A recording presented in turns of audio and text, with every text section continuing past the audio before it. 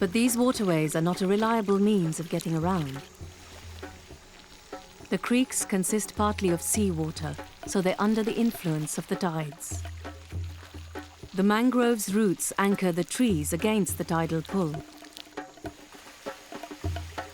It's a constantly changing environment, but some animals are adapted to exploit it.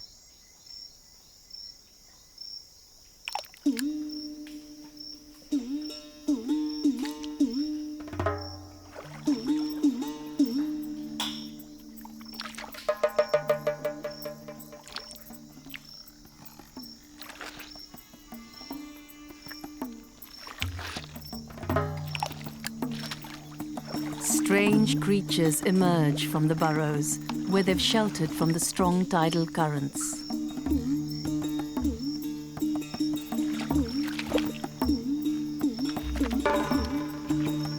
Mudskippers are fish, with specially adapted fins enabling them to walk.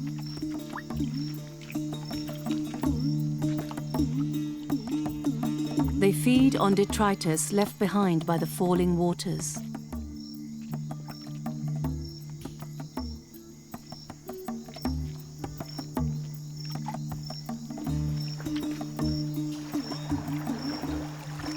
Fish need water to breathe, so the mudskippers carry a constant supply in special gill pouches, which they have to top up from time to time.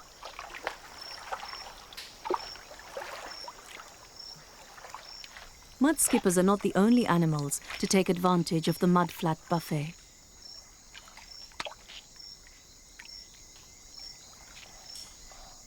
Fiddler crabs sift food particles from the mud, leaving behind neat balls of leftovers. The male crabs have one huge claw to impress females and see off other males. Mudskippers try the same trick with their brightly colored fins, but sometimes intimidation is not enough to scare off rivals.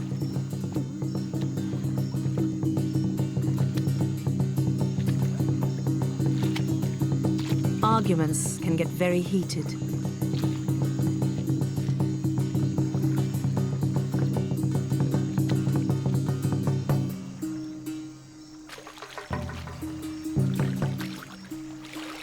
But the mudskippers lack the weaponry to do each other much damage. And besides, disputes can never last very long. With every rising tide, the mudskippers are obliged to return to their burrows or risk being swept away. The Sundarbans stretches along the coastline of Bangladesh and India. It's by far the largest mangrove forest on Earth, 6 times the size of Greater London. Mangroves, with their bizarre aerial roots, are the only trees that can cope with the salty, waterlogged conditions. There are over 30 species of mangrove in the Sundarbans, and the biggest rely on one tiny animal to survive. Giant Asian honeybees feed on the nectar of the mangrove flowers and, in the process, pollinate them. These are the biggest honeybees in the world, and also the most aggressive. They will defend their enormous hive to the death against any threat. But the precious honey in those hives is exactly what the boatmen are after.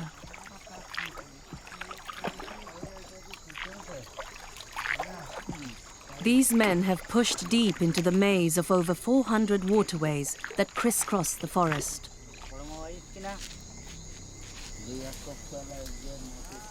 They spread out to search, calling to keep in touch.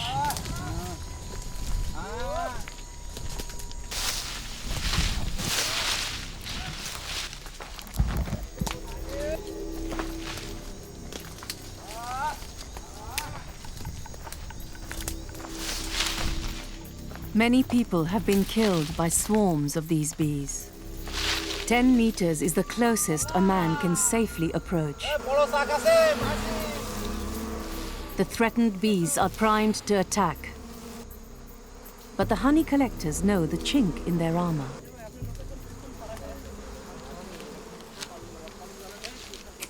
When the bees smell smoke, they instinctively behave as if the forest is on fire. As far as they're concerned, the hive is doomed to burn, and there's no point in trying to protect it. With the bees no longer aggressive, the men can go about their work.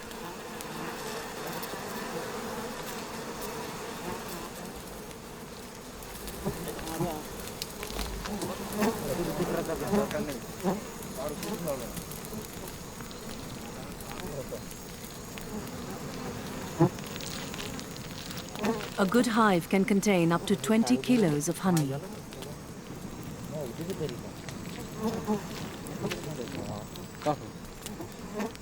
This is liquid gold for these men, but even though they are poor, they choose not to take the whole hive. Wise collectors know that if there is to be honey here in years to come, they should leave a section of the hive behind, so the bees don't have to rebuild from scratch. The honey will fetch a high price, but many men pay an even higher price for collecting it. It's not swarms of bees that make this one of the most dangerous jobs in the world. The trails are crisscrossed with the tracks of the forest's most infamous residents.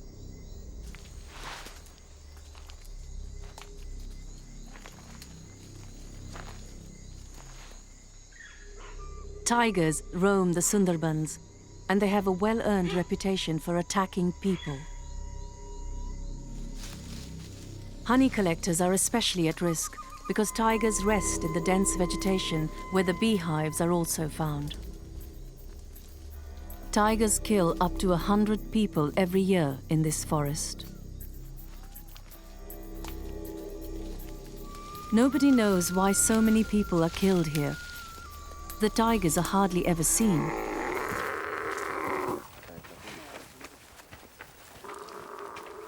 The deserts of western India may seem an unpromising start for a river. Yet this is where the Chambal is born. Fed by underground springs, the river flows through some of India's most arid lands before reaching the plains. Though some people do scratch a living here, the Chambal remains a wildlife oasis for the natural treasures once found right along the Ganges.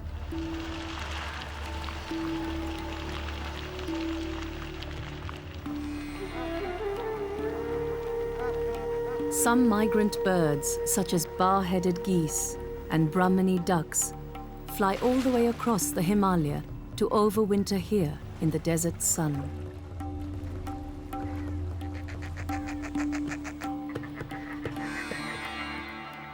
Others, like spoonbills, take up permanent residence.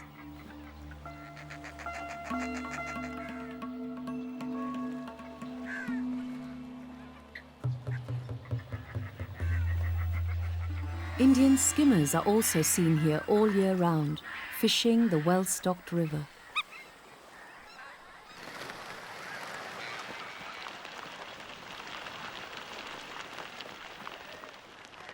This is one of only a few places where these graceful birds still patrol the waters, trawling for fish with their outsized lower bill.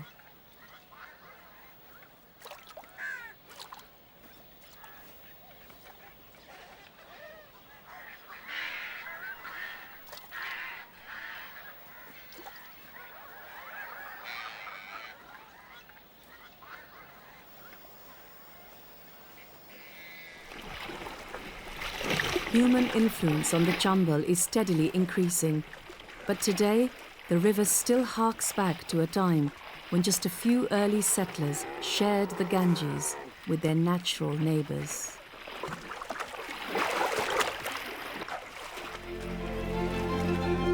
As farming flourished, the people began to worship the miraculous life-giving powers of the Ganges.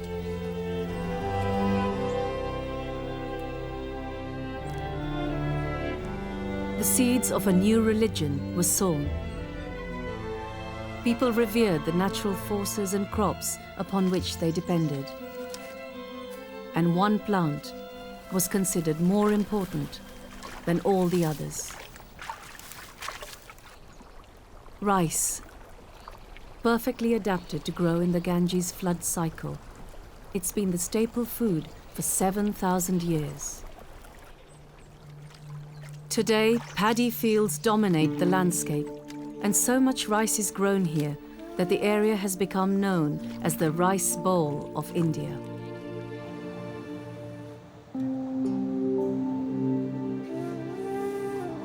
The rise of farming didn't only change the landscape, it also offered a home to new creatures. The people of the Ganges have long kept all sorts of domestic animals and put them to use in ingenious ways. Duck herding is an ancient and lucrative occupation. So many ducks lay a lot of eggs, and the herders are also paid to graze their flocks on the paddy fields.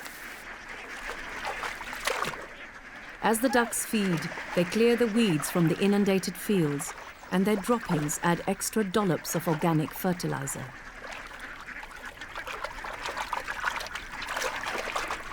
Yet it isn't just domestic animals that are welcome on the cultivated land.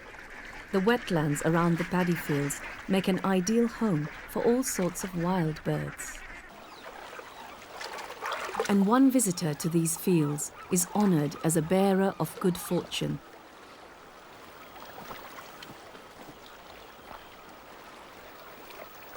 Standing as high as a man, the Saurus crane is the tallest flying bird in the world.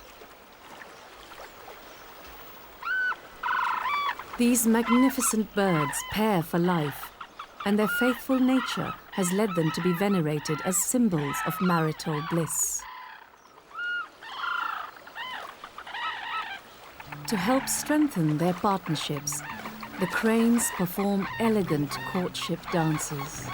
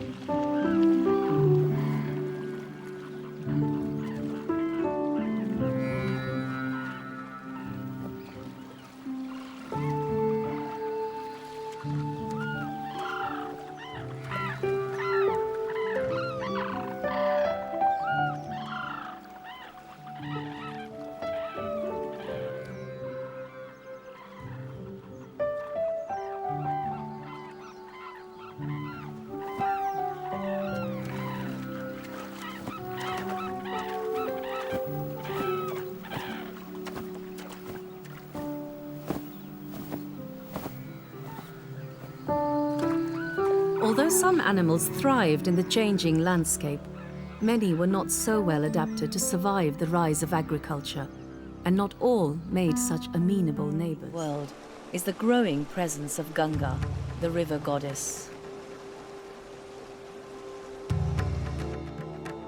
With each passing day, the spring meltwater surges down towards the plains.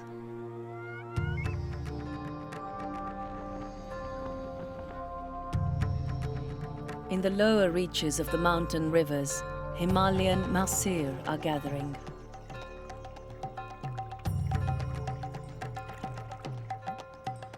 The world's largest carp, these powerful fish cruise the rivers with the seasons, migrating between spawning grounds in mountain torrents and these more placid lowland waters. But today, these are perilous journeys, as poaching takes a heavy toll on their numbers. One of the few sanctuaries now left to them are the ceremonial steps or ghats at riverside temples. Here, they grow huge on handouts from priests and worshippers.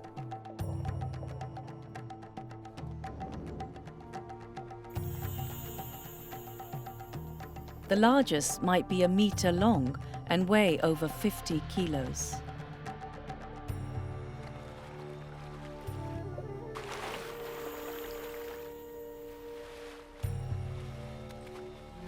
But in these increasingly crowded valleys, they have to share these sacred waters, as the tributaries of the Ganges are having ever greater demands placed upon them.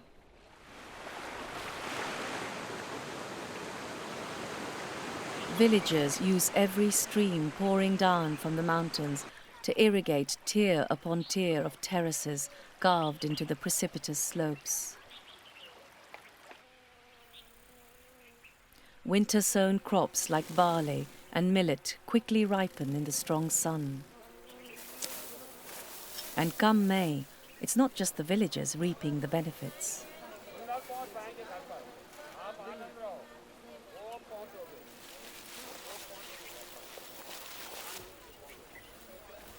Even as the crops are being cut, troops of macaques are waiting in the wings, ready to mop up any overlooked ears and seeds.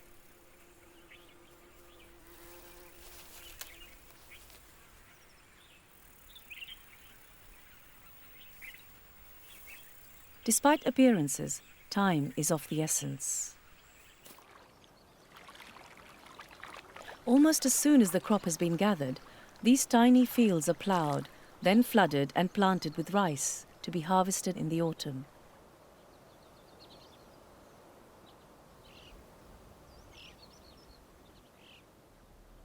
This intensive farming is only possible because of the huge quantities of meltwater flooding down from the peaks. This predictable and plentiful supply of water, the rivers that meet here are known only by their local names, the Alaknanda and the Bhagirathi. But downstream from this promontory, the larger river is officially called the Ganga for the first time.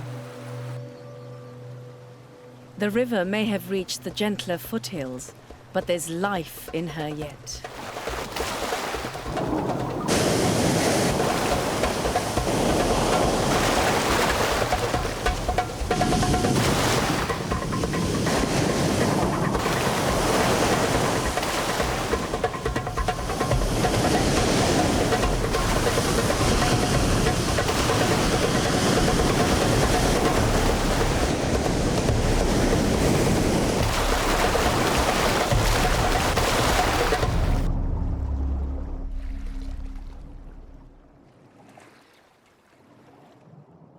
This region is known as the Shivalik Hills. These are the ancient remnants of mountains much older than the Himalaya. Rock the powerful Ganges has been wearing down for millions of years.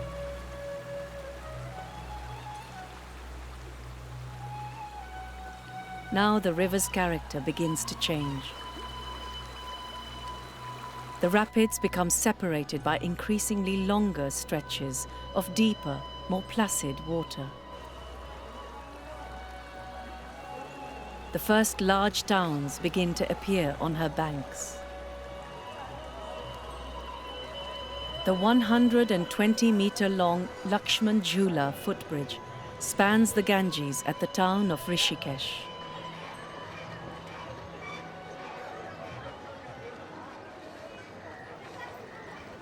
Every day, thousands pass back and forth, going about their daily business. Although not everyone uses the more conventional route.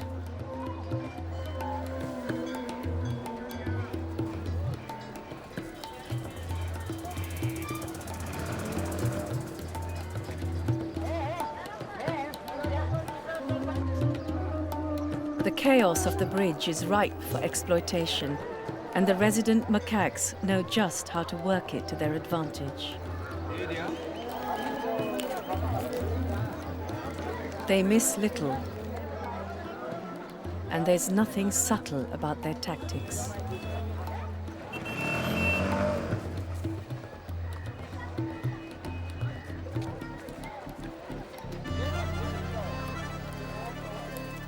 If begging doesn't work, direct action usually does.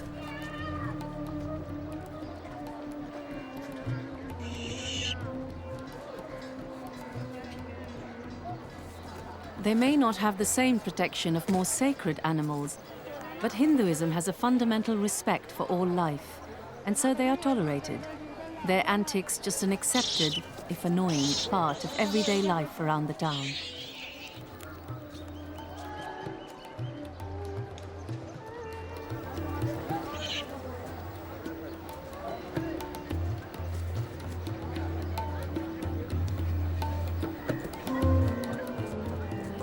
The Rishikesh macaques span two worlds, with one foot in the Shivalik forests and the other in the urban jungle.